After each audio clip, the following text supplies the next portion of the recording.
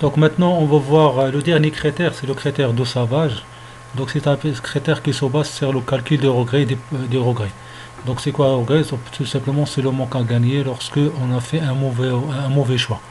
Par exemple, si l'entreprise a choisi le projet P1 alors que l'état du marché est très favorable, donc il ne va pas regretter parce qu'il a réalisé c'est-à-dire un profil plus élevé. Alors que s'il, par exemple, il choisit le projet P2 alors que l'état de marché est défavorable, donc normalement, il va gagner une concession. Mais normalement, il fallait qu'il choisisse P1 parce que son gain il est plus élevé que P2 lorsque l'état du marché il est défavorable. Donc ici, le manque à gagner, c'est le maximum des gains lorsque l'état du marché est défavorable, moins c'est-à-dire la conséquence du projet en question. Donc on va faire des calculs, c'est rapidement.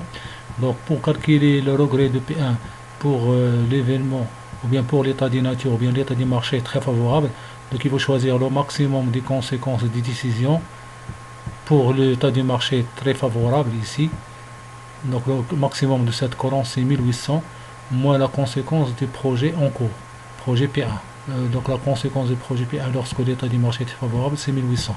Donc 1800 moins 1800 c'est 0. La même chose pour P2 lorsque l'état du marché est très favorable. Donc le regret de P2 c'est quoi? C'est le maximum de cette colonne moins sa conséquence pour lorsque l'état du marché est très favorable. Donc c'est 1800 moins 1200, ça vaut 600. La même chose pour projet 3. Le regret de projet 3 c'est quoi? C'est le maximum c'est-à-dire des conséquences lorsque l'état du marché est favorable, moins sa conséquence appropriée. Donc c'est 1800 moins 1600, ça vaut 200. On va faire la même chose pour le reste. Donc on va faire la même chose pour le reste des regrets. Le regret de P1, de P2 et P2 lorsque l'état du marché est favorable et sont respectivement 0 pour P1 et 600 pour P2 et 300 pour P3. Donc devient ce 0, c'est tout simplement on prend le maximum de cette colonne moins la valeur de la conséquence de P1. Le maximum de cette colonne moins la valeur de la conséquence de P2. Le maximum de cette colonne, le maximum des conséquences de cette colonne moins la conséquence de P3 lorsque l'état du marché est favorable. Donc c'est 1200, 1500 moins 1200, ça vaut 300. Donc en faisant les calculs, on va trouver 300. Pareil pour le dernier état du marché.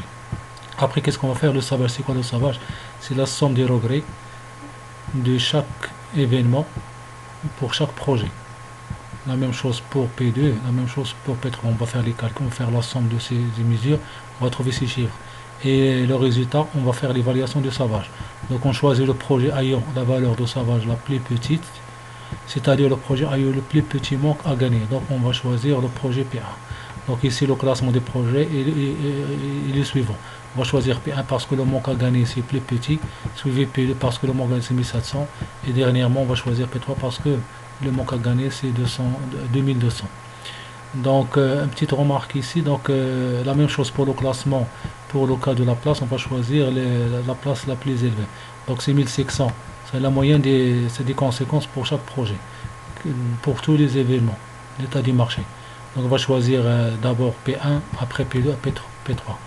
Pour R8, lorsque le degré de pessimisme, d'optimisme est égal à 0,6, donc on va choisir P1, P2, 3. La même chose, c'est lorsque le degré de pessimisme, de pessimisme est égal à 0,4. On va choisir toujours P1, P2, P3.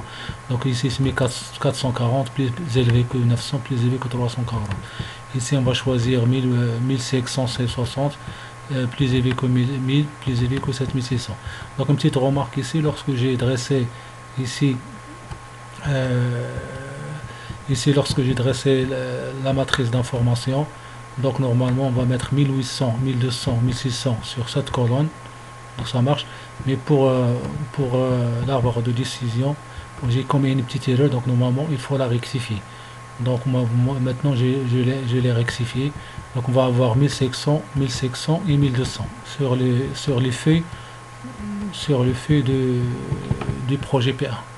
Voilà la même chose, j'ai rectifié les calculs, j'ai refait les calculs parce que j'ai pas bien c'est-à-dire saisi les conséquences correspondantes de chaque projet pour chaque état du marché. Voilà maintenant les erreurs sont corrigées. Et je pense que ce premier exemple, elle est clair. Et demain, Inch'Allah, donc on va essayer de vous donner un petit temps pour faire l'exercice 2. Après, je vais répondre à toutes vos requêtes en cas de besoin. Donc vous allez refaire la même chose pour l'exercice 2 et pour les autres, vous allez le faire sur le brouillon. Et après, je vais vous contacter pour voir comment vous avez résoudre ces deux exercices, ou bien ces deux exemples. Merci pour votre attention et à demain, Inch'Allah.